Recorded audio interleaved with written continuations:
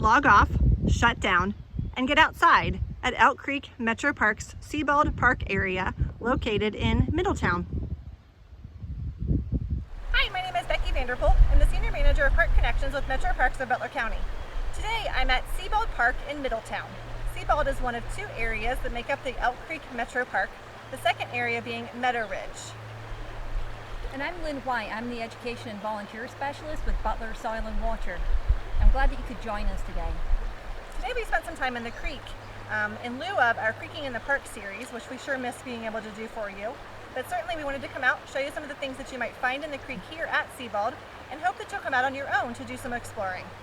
And when you explore, carefully look under some of the rocks, look in some of the plants that are overhanging into the water and some of the plants that are growing in the water. They all make great habitat for a lot of the animals that live out here. Enjoy! Share with us what you find in the creek. Let's talk a little bit about water safety or creek safety while we're here in the creek today. Any creek that you visit, it's extra important to make sure that you wear the right footwear and that you do wear footwear. Wear something that has closed toes to keep your toes safe, something that comes around the back of your ankles so that your shoes stay on your feet. Rain boots or even tennis shoes that you don't mind getting wet would be perfect footwear for creeking. While we're here at Sebald today, you'll notice that the creek is moving a little bit more quickly than you might find in some other creeks that you visit, or even on other days here at Sebald. Be extra cautious, have good footing in the water, stay away from the water that's moving a little bit more quickly, the water you can see with the ripples on top, and again, also just be careful to stay close to the little ones around you. We saw this common water snake swimming at the water's edge today. Water snakes, who have lots of different color and pattern variations, like to bask on logs, stumps, and low branches to absorb sun since they are cold-blooded animals. They usually flee from people and will disappear quickly. They can be aggressive if they feel threatened, so it's best to observe them from a distance. So if you're in the creek, you might be able to catch tiny animals like this beetle larva that I found over where there was grass growing into the water. It makes a great habitat for them. It gives them somewhere to hide. This little pile of rocks doesn't look like much, but it was made by an insect called a caddisfly, and it sticks these little tiny pieces of rock to a bigger rock. Then it builds itself a fishing net so it can catch dead plants that wash downstream. Fortunately, I can't find the caddisfly itself, and I'm not going to pull apart the structure it made because that would be a waste of the insect's work.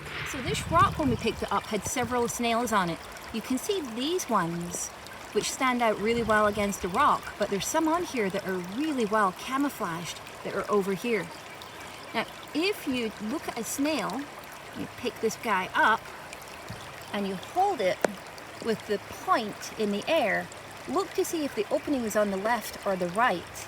If the opening is on the right, like this snail, it's a really good snail to find because these guys are more sensitive to pollution. If it was one that opened on the left, they can live in pretty nasty water. So these are some great finds in the creek today. So if you're in the creek, you might be able to catch lots of small fish like this darter. Don't handle them with your hands though, because the oils in your finger are not really that great for the fish. Also, make sure if you catch them that you keep them in the water so their gills stay nice and wet so they can breathe. So once you've caught your animals and you've looked at them, make sure you release them gently by holding them down right next to the water and gently tipping them out. As part of this post today, we'll share a PDF as well that you can use to identify some of the different bugs and things that you might find here in the creek. And make sure to use iNaturalist as well. It's a great site for you to try and identify creatures you found. Have fun in the creek.